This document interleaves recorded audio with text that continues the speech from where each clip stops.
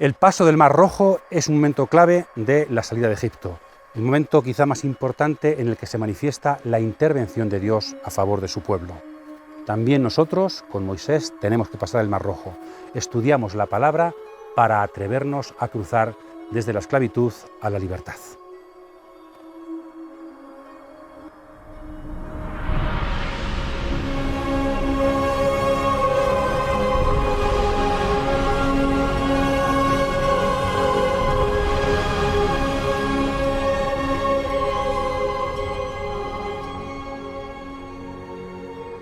Cuando el faraón dejó salir al pueblo, Dios no los llevó por el camino del país de los filisteos, aunque era más corto. Pues se dijo, no sea que al verse atacado, el pueblo se arrepienta y se vuelva a Egipto. Dios hizo rodear al pueblo por el camino del desierto del mar de Suf. Los israelitas salieron bien equipados del país de Egipto.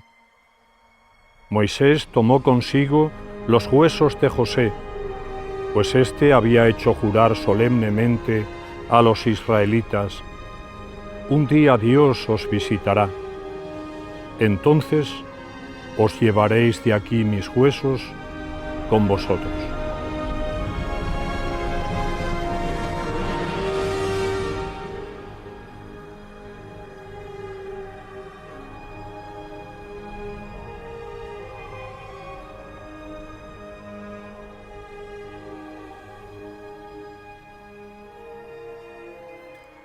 Continuamos acompañando a Moisés en su recorrido, que no solamente es físico, sino que es todo un itinerario espiritual.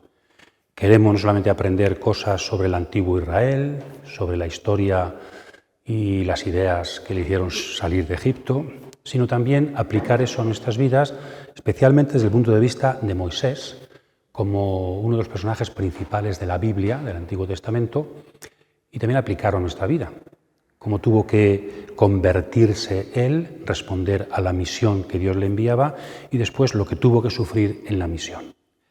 Hemos visto las plagas, hemos llegado hasta la 10ª plaga, relacionada con la Pascua, con los ácimos y la muerte de los primogénitos. Y hemos dejado ya a Israel a punto de salir, cenando con la cintura ceñida, las sandalias y el bastón, porque ya van a salir de Egipto. Entonces ahora dedicamos un tiempo, unas reflexiones, a lo que sería la salida de Egipto, que son los de 13 y 17, cuando Israel empieza, ya se pone en marcha, hasta 15-21, que es, en el fondo tiene 3 grandes momentos, ¿no? La salida propiamente dicha, la puesta en marcha del pueblo, el paso del Mar Rojo, capítulo 14, que es un texto narrativo, y después el canto de Moisés por el paso del Mar Rojo, que es lo mismo, con una versión poética y que alaba a Dios por ese hecho. Entonces, un vídeo sencillo que tenemos que reflexionar sobre estas 3 dimensiones. Si comenzamos con la primera, lo que nos dice el texto, nada más comenzar, es que Dios no los condujo por el camino de los filisteos, que sería el camino de la costa, que es entre Egipto y Filistea, Gaza, la actual Gaza, ¿verdad? Ascalón, pues es muy cerca, y además por la costa, que en aquel tiempo pues había campamentos y lugares para coger agua. Entonces Dios no los condujo por ese camino más corto, sino que les hizo dar un rodeo por el camino del desierto. Diríamos que los llevó al Mar Rojo, diríamos hacia el desierto, sureste, ¿no? Aquí tenemos un problema y es cuál es el itinerario posible de los judíos al salir de Egipto. Y tenemos varias teorías que no está ninguna demostrada del todo. Dijimos algo de ello en el vídeo sobre la geografía, os invitamos a recordarlo y ver cuál podría ser el itinerario que Israel siguió al salir de Egipto. Dedicamos un momentito a este tema.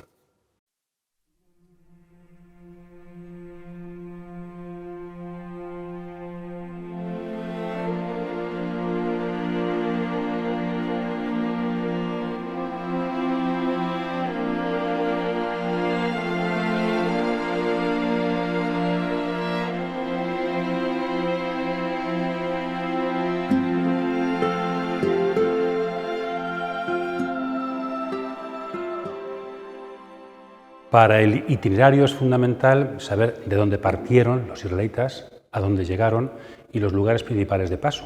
Entonces, ¿de dónde partieron? Parece que está claro que del delta del Nilo, ciudades de Pitom, Ramsés, dice Éxodo 1, en esta zona, ¿verdad? Si esto fuera Egipto, esto es la península del Sinaí, y ya hacia acá, Cisjordania, Transjordania, esto es la actual Jordania y Arabia Saudí, esto es Egipto, el Nilo, ¿verdad? Entonces, está claro de dónde partieron. El camino de los filisteos sería, pues precisamente, recorrer la costa para llegar pronto a la zona de Ascalón, Gaza, la Pentápolis filistea, que será posteriormente esa zona llamada así. Y dice el texto que no les llevó por ahí, sino que les hizo dar un rodeo por el desierto, que los condujo hacia el sur-este. Y después viene el paso del Mar Rojo. ¿Dónde fue el paso del Mar Rojo? Realmente se habla en los textos hebreos, no se habla de Mar Rojo, se habla del Mar de Suf, Mar de las Cañas, en Éxodo 15, en Éxodo 14 también. Luego Jeremías dirá que el Mar de Suf está en Eilat.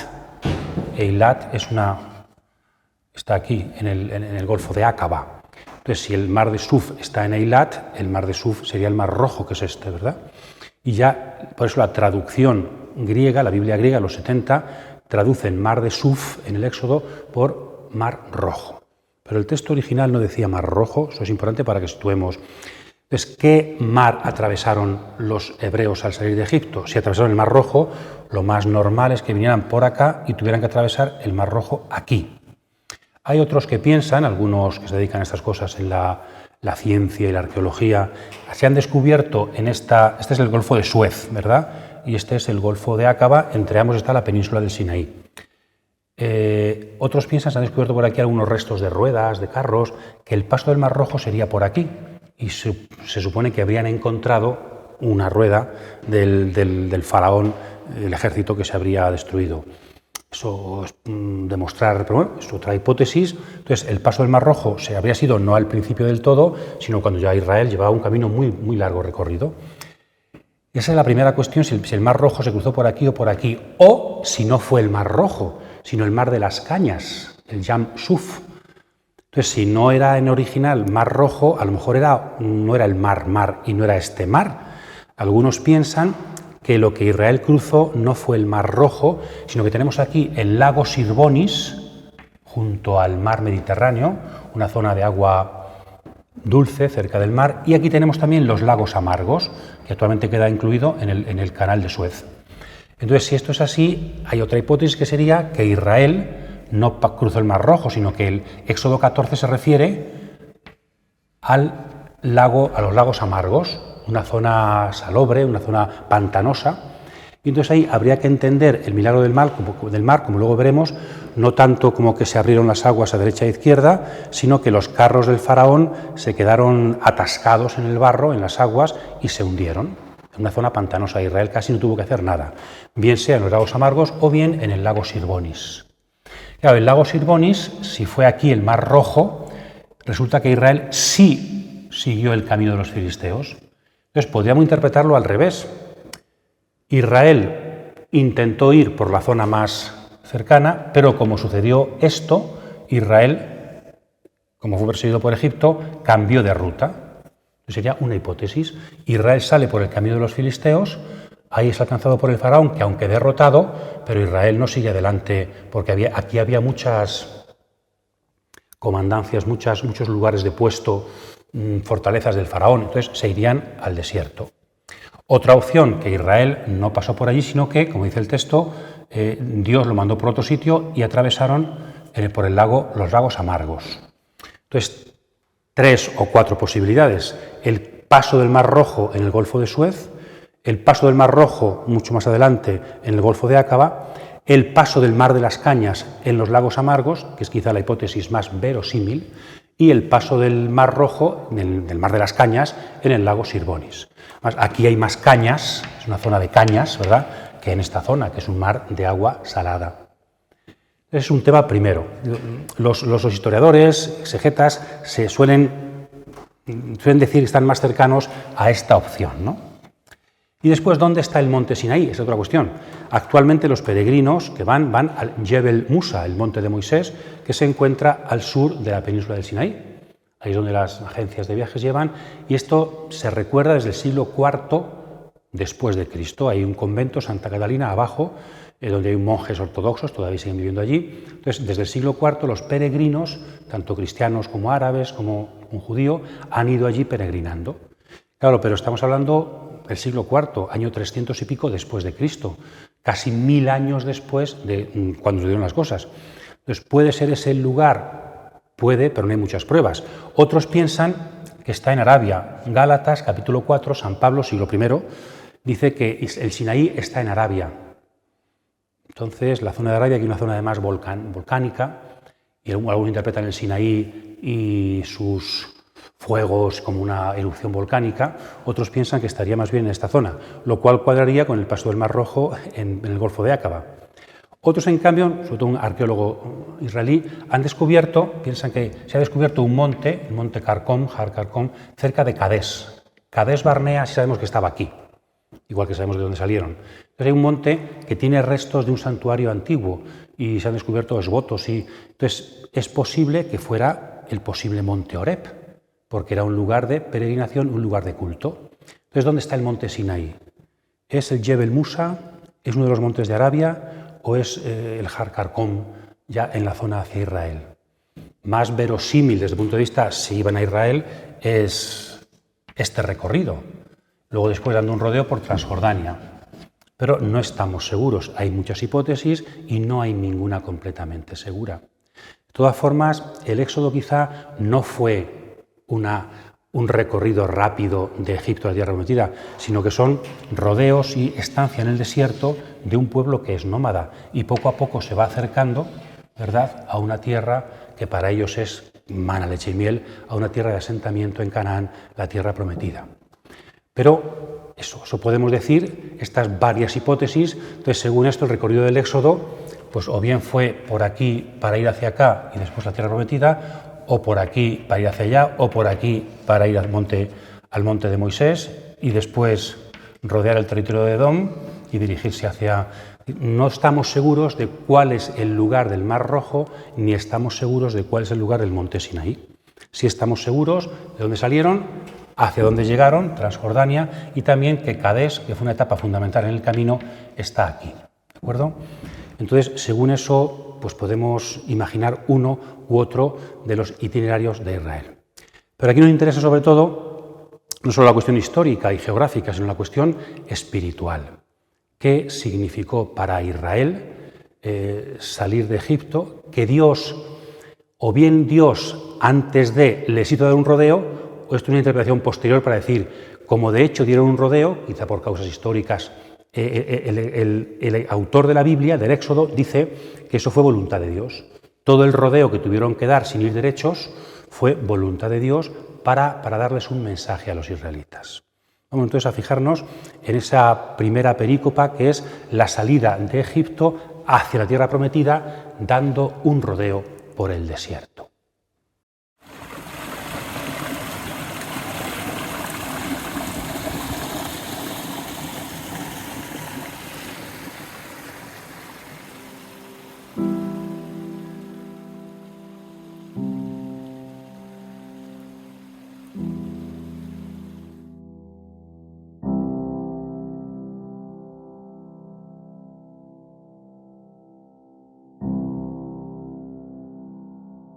Entonces Israel da un rodeo, por voluntad de Dios, según el texto, bien sea que Dios lo fomentó aposta antes, o que Israel tuvo que girar por motivos históricos de persecución, sea lo que fuere, se interpreta este rodeo como voluntad de Dios.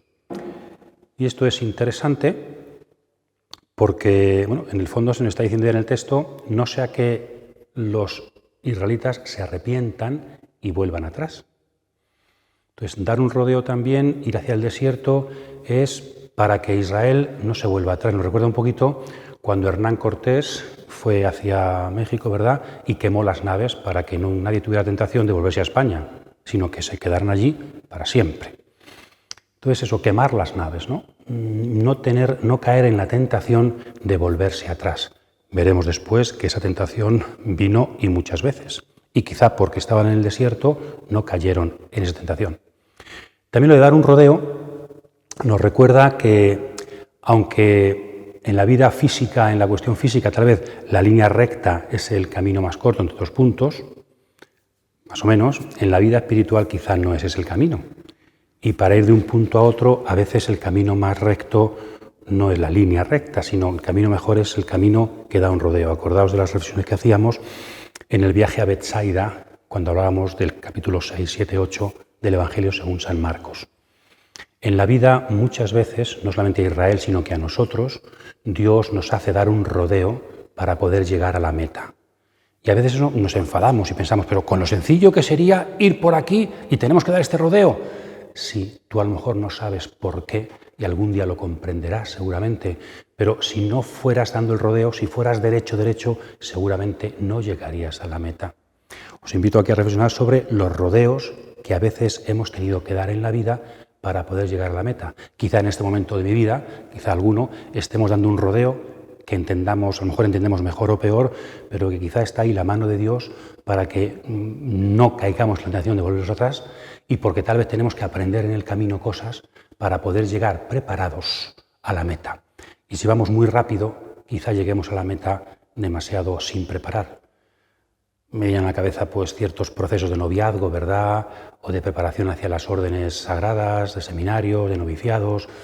A veces los rodeos que no entendemos, que nos duelen, vienen bien. Los desiertos, con lo fácil que sería sin pasar por el desierto llegar a...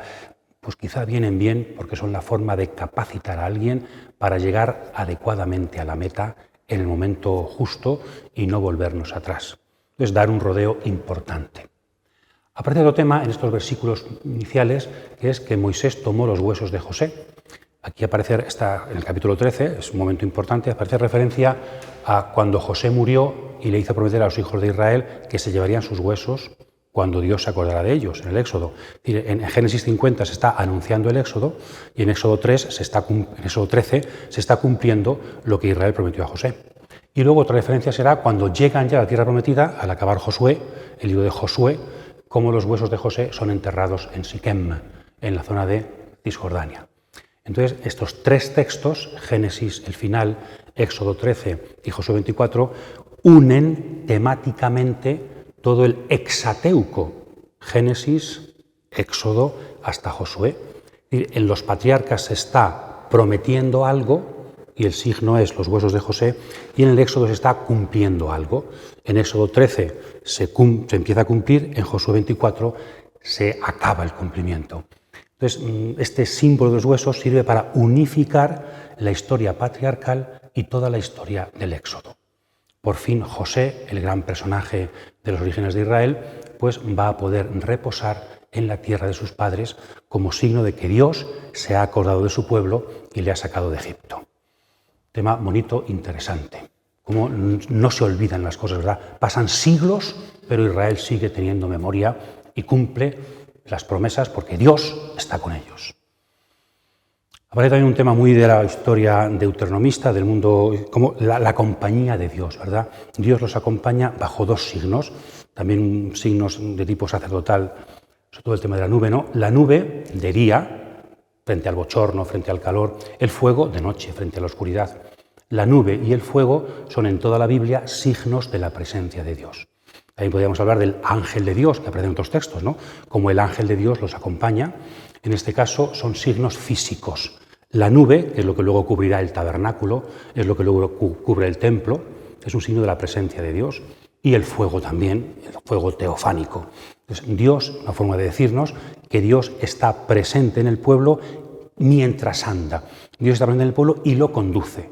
No solamente es una presencia estática, sino una presencia dinámica. Va por delante y por detrás, va conduciendo al pueblo, como el pastor. Dios, pastor de su pueblo Israel. Y la última idea de estos versículos es que el faraón se arrepiente. Si hablamos de un éxodo expulsión, el faraón dice, ¿qué hemos hecho? Hemos expulsado a los judíos y nos hemos quedado sin una mano de obra barata, entonces se arrepiente y los persigue. O si es un éxodo huida, el faraón dice que se han escapado, vamos a por ellos. En cualquier caso, sea más una huida, sea más una expulsión, el faraón va a perseguir a Israel. ¿Y esto cómo se interpreta, por ejemplo, Gregorio de Nisa? Muy interesante, en el aspecto espiritual, ¿qué significa esto? Cuando Israel somos cada uno de nosotros, el pueblo o la persona. Cuando uno ha iniciado una vida de virtud, cuando deja atrás el pecado, que está simbolizado en Egipto, cuando comienza un camino de virtud, que es el éxodo, los enemigos, el pecado, el demonio en el fondo, simbolizado por el faraón, no está de acuerdo con ello. Que éste va a dejar de pecar y va a convertirse en una persona virtuosa, de eso nada.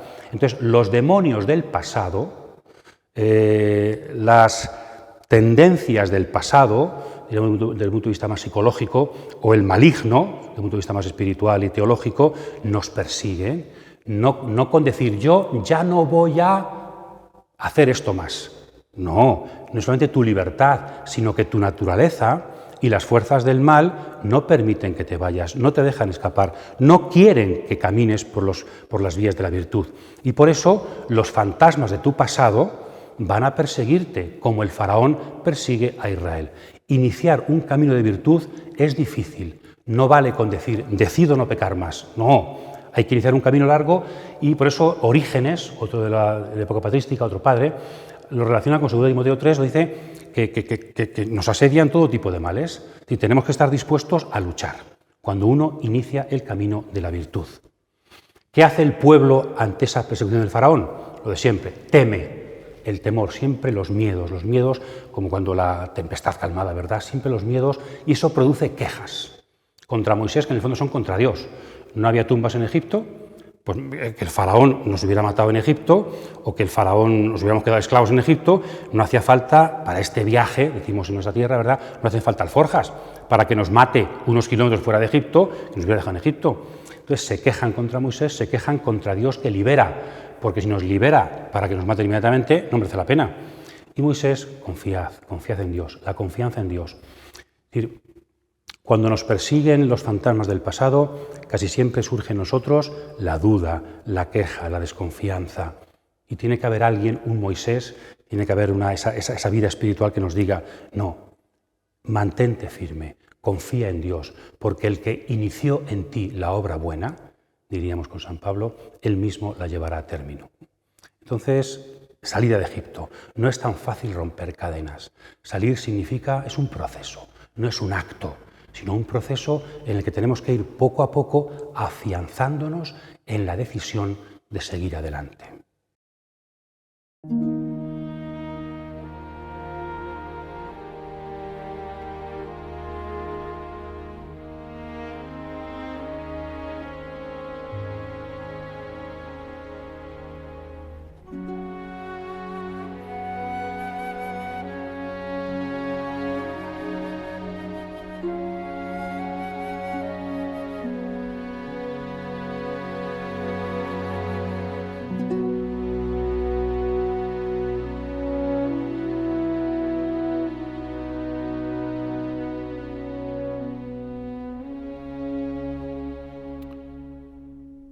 Moisés extendió su mano sobre el mar.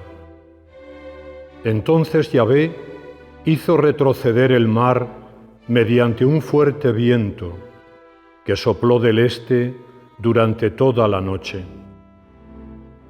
El mar se secó y las aguas se dividieron. Los israelitas entraron en medio del mar en seco. Las aguas formaban muralla a derecha e izquierda. Los egipcios los persiguieron y entraron tras ellos, en medio del mar, con todos los caballos del faraón, sus carros y sus jinetes.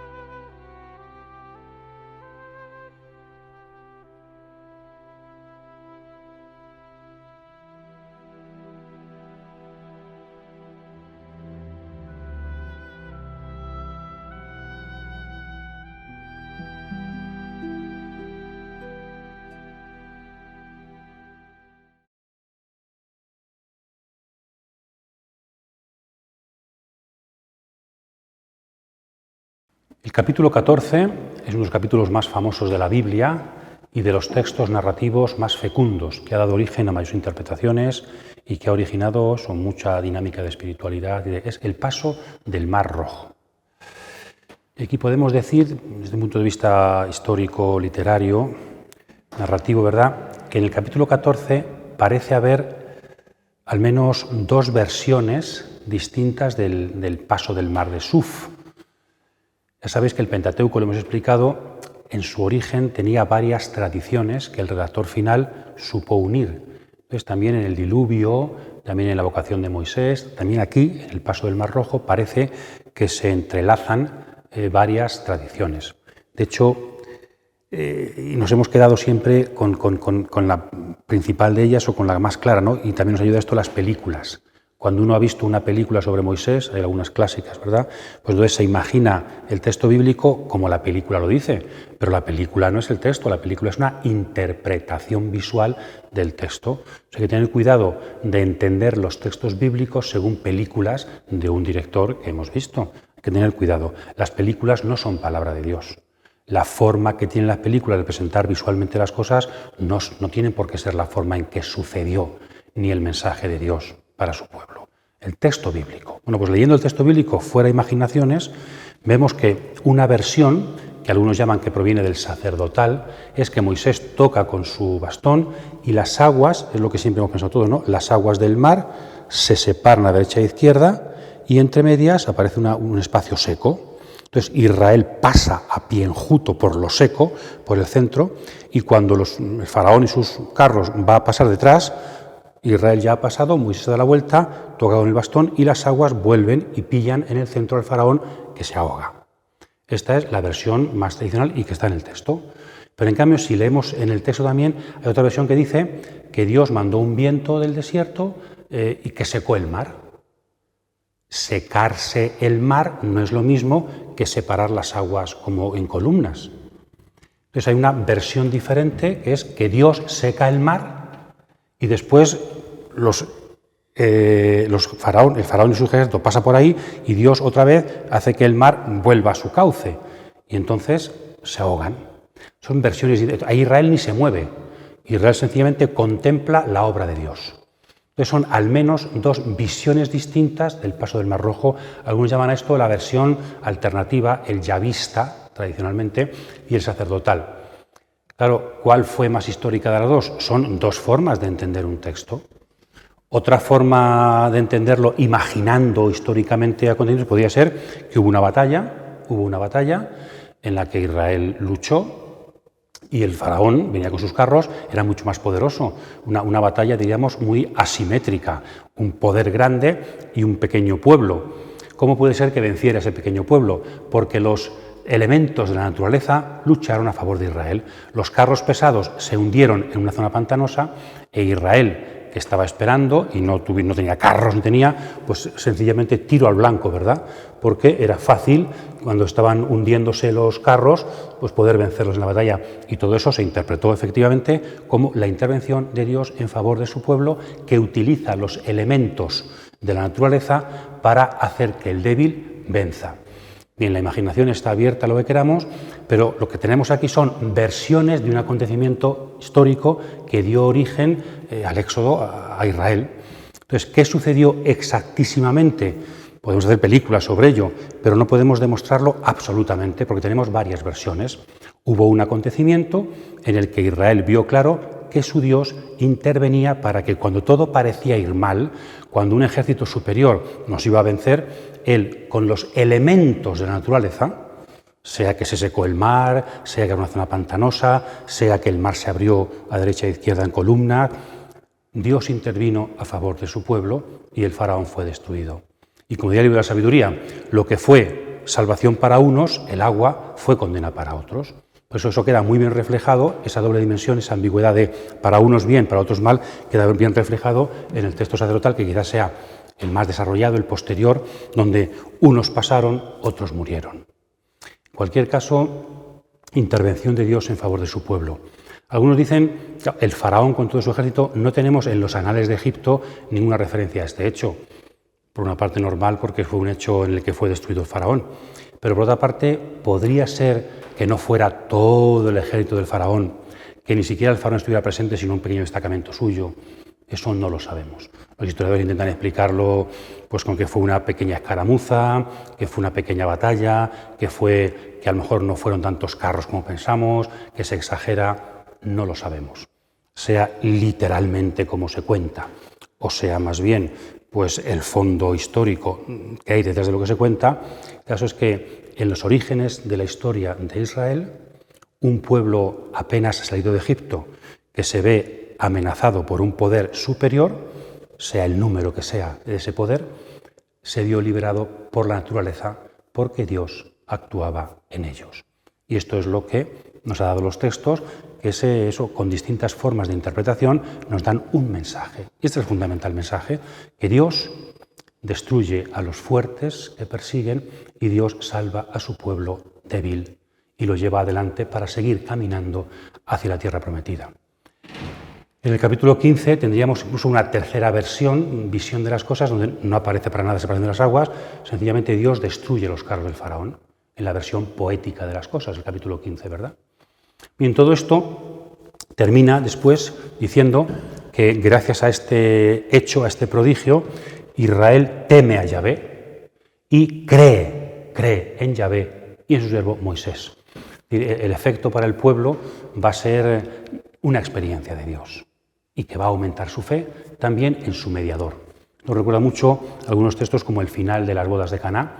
Después del milagro, Cristo manifestó su gloria y los discípulos creyeron en él, como nuevo Moisés, que también hace los signos que Dios le concede hacer para que creamos. Todo esto ha sido interpretado después por Isaías, reinterpretado por sabiduría, y también en el cristianismo la carta de Pedro dice que el diluvio es un símbolo del bautismo. Pues también los santos padres dicen que no solamente el diluvio, sino que el paso del Mar Rojo es un símbolo del bautismo cristiano. Quizá la base bíblica principal para esto sea 1 Corintios 10, donde dice que todos los israelitas estuvieron bajo la nube y todos atravesaron el mar y todos fueron bautizados en la nube y en el mar. O sea, para Pablo, la nube, que decíamos antes que es agua, ¿verdad?, y el mar son un anticipo del bautismo cristiano. Entonces, también nosotros, los rabinos dicen cada Pascua, que no fue Moisés y su generación solo los que pasaron por el mar, sino que tú tienes que pasar por el mar. Tú, que lo celebras 1000 años después, tienes que atravesar el mar y salir de Egipto. Pues San Pablo dice lo mismo y los santos padres a los cristianos. Tú, cristiano, has también salido de Egipto y atravesado el mar gracias al bautismo. El bautismo es dejar atrás una vida de esclavitud, la vida de pecado, la vida de Egipto, para ponerte en camino hacia la tierra prometida, hacia el cielo. Entonces, Moisés es ahora Jesucristo que te conduce y te hace vencer al pecado para que, dejando atrás toda esa vida anterior, inicies un camino de virtud. Entonces, todo este texto espiritualmente lo podemos interpretar desde nuestra condición de bautizados. Claro, la pregunta es, ¿el que ha sido bautizado realmente ha dejado atrás algo? ¿Realmente ha tenido una experiencia de miedo que ha sido vencida por una experiencia de la intervención de Dios? ¿El creyente bautizado tiene experiencia de que Dios lo ha liberado? ¿O el bautismo se ha quedado como un rito sin más, familiar y ritual superficial? Claro, cuando no hay experiencia de que hemos sido librados de algo, de que hemos iniciado un camino difícil en el que Dios está, cuando no hay esa experiencia es muy difícil hacer camino creyente. Entonces necesitamos recuperar, creo yo, el bautismo con toda su fuerza. Nosotros también somos hijos de Israel, porque también como ellos hemos atravesado el mar y Moisés nos ha abierto un camino nuevo para atravesar el desierto en las sendas de la virtud y llegar a la tierra prometida.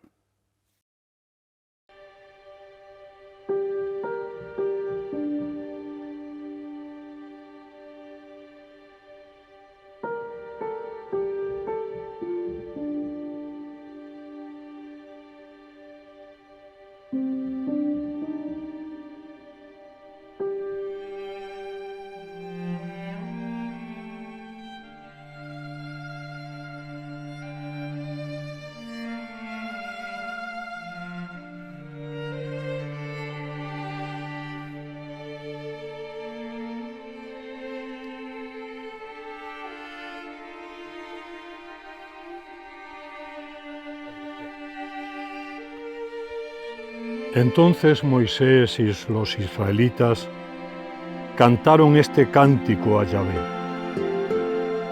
Canto a Yahvé, esplendorosa es su gloria. Caballo y jinete arrojó en el mar. Mi fuerza y mi canción es Yahvé. Él es mi salvación. Él es mi Dios. Yo lo alabaré. El Dios de mi Padre, yo lo exaltaré.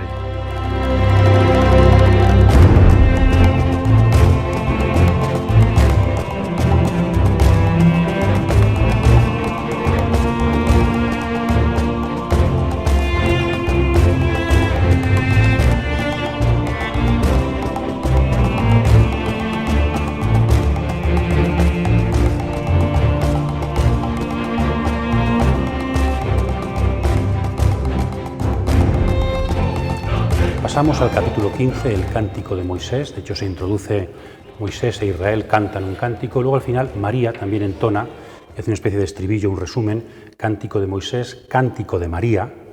En el fondo hay una inclusión casi, ¿no? Es la hermana de Moisés, también las mujeres, esa profecía que acompaña al jefe de Israel, pues también colaboran en el canto, también participan en el canto, ¿no? Mención de Moisés, mención de María y en el centro el cántico de Israel, el cántico del paso del Mar Rojo. En algunas cosas que podemos subrayar, algunos dicen que es uno de los poemas y de los textos más antiguos de la Biblia, incluso del segundo milenio antes de Cristo, no antes del año 1000. Pero todo depende cómo interpretemos el tema de la montaña santa, del monte santo al que aparece reflejado. Si el monte santo es el templo de Jerusalén, que parece que lo es, al que se refiere como final del Éxodo, el templo de Jerusalén se construye el año 960 a.C., Salomón. Por tanto, este cántico no podría ser más antiguo que Salomón, porque está compuesto cuando ya existe el templo. Y no existía templo, ni siquiera Jerusalén era una ciudad judía, antes del 1000 a.C. Entonces, es un poema muy antiguo, pero que no se remonta más atrás del año 960 a.C. Y relaciona mucho, lo veremos, el Éxodo con el templo. La tradición de Moisés con la tradición de David. La ley, la salida de Egipto, con el templo de Jerusalén y el sacerdocio. Y algunas cosas a subrayar de este antiquísimo canto, poema de Israel. Como ya en el Éxodo, cuando Dios reveló su nombre, y soy el Dios de tus padres, y me llamo Yahvé. Y también hace esa doble denominación, ¿no? El Dios de nuestros padres, que Yahvé es su nombre. Es el Dios de la tradición y que ahora revela su nombre y se revela actuando. Estamos en la etapa fundamental en que el Dios que ya era conocido está manifestando su gloria y está comprometiéndose con el pueblo. Dios de mis padres prometió, pero es ahora cuando está comprometiéndose y cumpliendo esas promesas en medio del pueblo. Esta es la hora en que el Dios de los padres se convierte en Yahvé. Un Dios con nombre propio que actúa de una forma directa en favor de su pueblo Israel. Con tu aliento el mar se secó. Una referencia también seguramente al Dios creador. Al principio las aguas estaban en el principio del Génesis y un aliento de Dios se cernía sobre las aguas. El aliento y las aguas van unidas.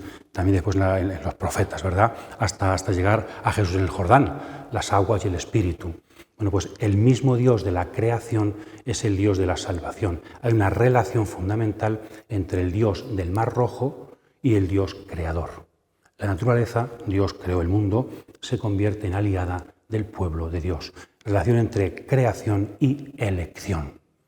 Creación y salvación de un pueblo. Todo sucede para, al final, ya lo he dicho muchas veces en el texto, una perspectiva muy sacerdotal para que sepan que yo soy Yahvé y que yo actúo. Al final el pueblo dice, ¿quién como tú? ¿Quién como Dios? ¿Verdad? Micael es el nombre del arcángel Miguel. ¿Quién como Dios? Gracias a su actuación nos preguntamos sobre el misterio de Dios. Nadie es como tú. Y la respuesta a ese quién como tú es que eres un Dios santo, un Dios completamente trascendente que actúa en la historia. Esa es la santidad de Dios. Y por eso una consecuencia de esa actuación de Dios es que los pueblos temen, pueblos que aún no existen en Israel. Es un poco anacrónico esto, ¿verdad? Aunque no es anacrónico, si fue compuesto después, los filisteos, que llegarán más tarde a Israel, a la tierra de Canaán. Los filisteos, Moab, Edom, van a ser los enemigos posteriores de Israel. Pues ya, digamos que el recuerdo de esta intervención del pasado de Dios hace temer a los pueblos en el presente, cuando Israel ya está asentándose en la tierra de Canaán. Lo que hemos dicho antes, el Monte Santo, el Mar Rojo fue el comienzo de un camino que culmina en el templo. Otra vez aquí la santidad, ¿de verdad? La importancia del aspecto sacerdotal, de la presencia de Dios en medio de su pueblo. Entonces, el templo, la construcción del templo por parte de Salomón, no fue sino la meta de lo que comenzó con Moisés. Dios no solamente inicia un camino, sino que lo lleva a término. Jerusalén va a ser ya el descanso, va a ser ya el pueblo en camino, el lugar que encuentra su reposo. Y Dios ya no solamente habita en la nube que acompaña al pueblo en el desierto, sino que Dios se asienta en Jerusalén con su pueblo sedentario. Ha sido un camino con meta. Luego todo esto será un símbolo del gran camino con meta, que es nuestra historia hacia la tierra del cielo, hacia la nuevo cielo y nueva tierra, cuando seamos todos uno con Cristo en el corazón del Padre. Y después caballo y carro arrojó en el mar. En el Antiguo Testamento los caballos, llegando incluso hasta Apocalipsis, ¿no? Los caballos no son muy bien mirados. Acordaos de Oseas 14, leedlo. Frente al caballo el borrico, ¿verdad? Aquí también. El caballo es símbolo de la potencia humana, de su fuerza. Bueno, pues Dios siempre está con los débiles. El paso del Mar Rojo es uno de los signos de que Dios apuesta por los débiles, por un pueblo débil que es Israel y por los débiles de todos los tiempos, ¿no? Y la potencia simbolizada en el caballo, en el carro de guerra, va a ser destrozada por Dios. Dios quita la altivez humana y está siempre luchando en favor de los que no pueden, en favor de los últimos. Entonces el caballo es derrotado, la fuerza humana, la potencia del hombre no es nada. Y al final lo que Dios quiere es salvar a los pequeños. Un cántico que seguimos rezando, aplicándolo a la historia de Israel que culmina en el templo y aplicándolo a la historia de la Iglesia y a la historia de toda la humanidad, que está invitada a salir para tener una meta, y Dios está en el comienzo de ese camino, en la salida, y estará también conduciéndonos hasta la meta. Lo importante es su presencia siempre en medio del pueblo para salvarlo.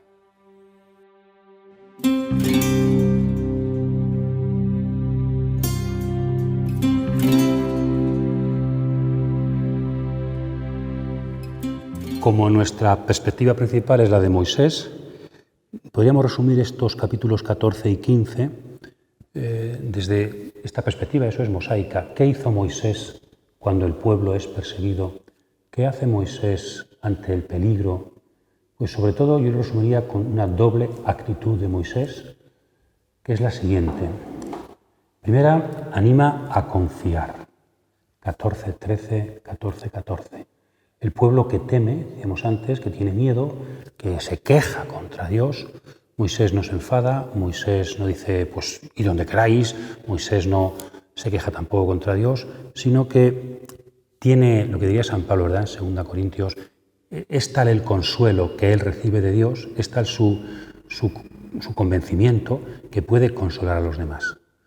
Es tal su confianza en Dios que tiene suficiente para compartir con los demás la confianza. Anima a confiar.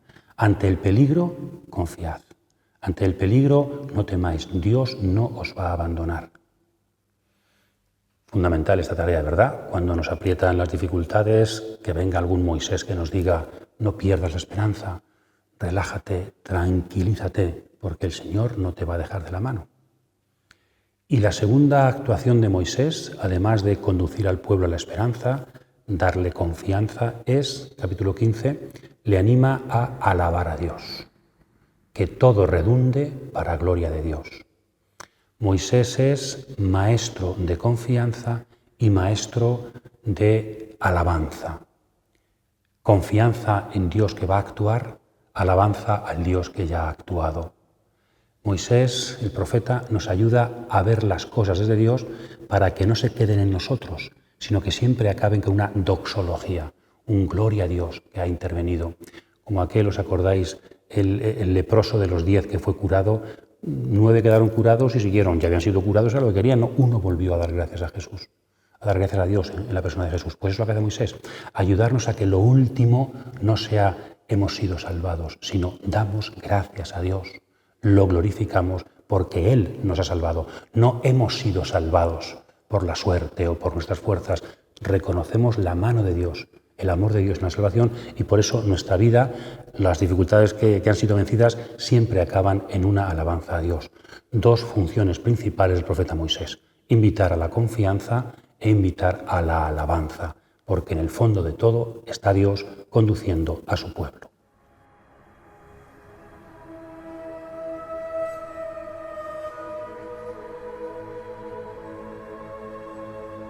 ¿Cómo podríamos? Hemos dicho que en el bautismo todos hemos pasado por el mar, todos hemos sido conducidos por la nube. Os invito a una triple perspectiva o aplicación de este texto en el que Moisés acompaña al pueblo. La primera aplicación sería nosotros somos, yo soy, una aplicación espiritual de este texto, ¿verdad? Yo soy el pueblo recién salido de Egipto. Yo soy el pueblo, la persona que ha dejado atrás el pecado. Y me pregunto, ¿por qué sigue tentándome mi pasado? ¿Por qué el mal no me deja en paz? ¿Por qué me sigue persiguiendo si he optado ya por el bien? ¿Por qué nos persigue el faraón si ya nos dijo, podéis marcharos? Tenemos que aceptar las dificultades de la vida, tenemos que aceptar las rémoras del pasado, tenemos que aceptar la tentación. Todo aquel que intenta entrar en el reino de Dios tendrá que pasar dificultades, dice San Pablo, a los que ha predicado el Evangelio en Hechos 14, ¿verdad? Hay que pasar por muchas dificultades para entrar al reino de Dios. Iniciar un camino de virtud implica estar dispuesto a luchar, porque el mal va a venir a por nosotros. Primera aplicación, no nos desanimemos cuando, aunque hemos decidido hacer el bien, el mal nos siga tentando. En segundo lugar, somos también el pueblo que a menudo hacemos como Israel. Ante las dificultades tendemos a tener miedo y quejarnos. ¿Cuáles son tus miedos principales? ¿Quién es el faraón que te amenaza? ¿Cuál es el pasado que temes? ¿Qué ejército viene a por ti? ¿Y cómo te quejas? ¿A quién te quejas? ¿Hay mucha queja en tu vida? Casi siempre la queja, aunque sea con el otro, frente al otro, casi siempre es queja de Dios.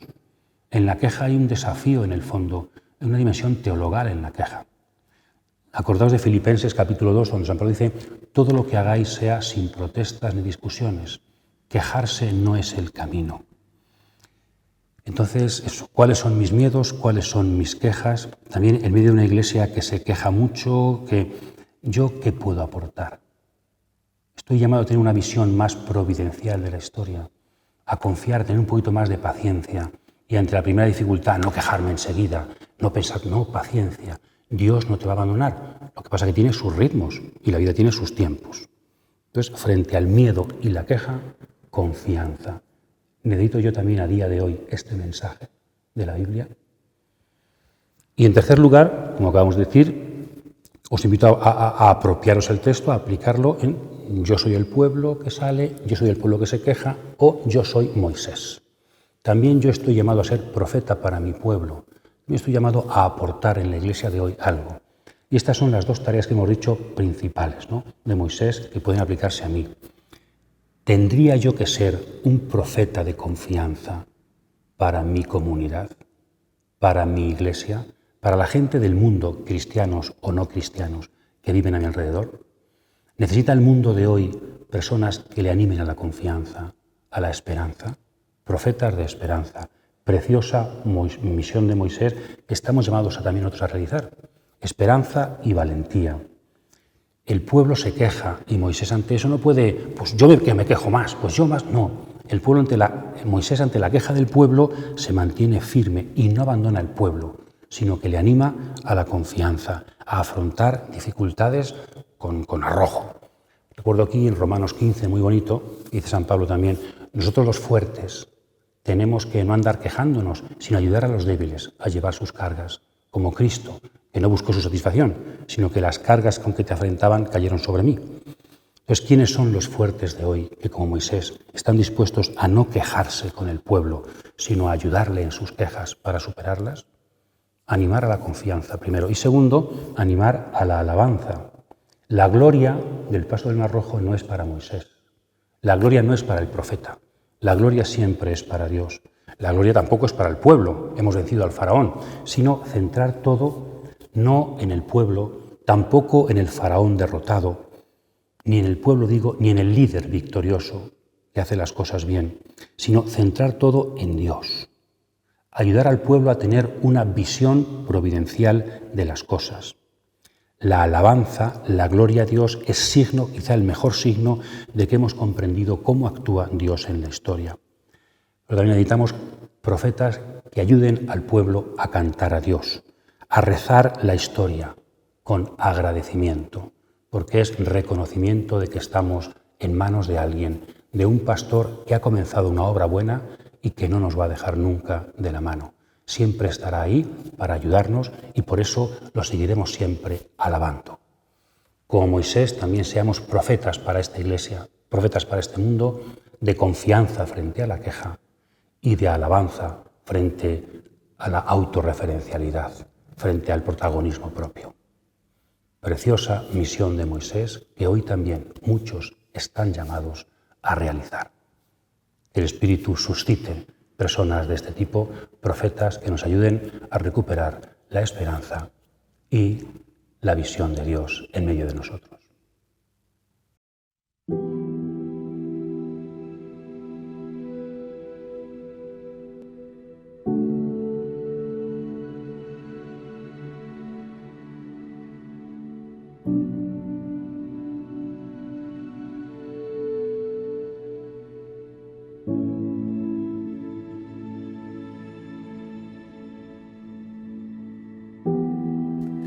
Con Moisés hemos pasado el Mar Rojo y hemos cantado al Dios libertador.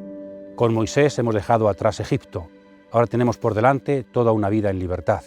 Traerá esfuerzos, pero libres, acompañados por el Señor. Hemos sido bautizados. Por eso rememoramos todo esto de forma sacramental, de forma real, porque también nosotros hemos pasado por las aguas del Mar Rojo. También nosotros hemos sido liberados. Y ahora con Moisés, con su palabra, nos ponemos en camino. Feliz fruto para el estudio de la palabra. Feliz semana a todos.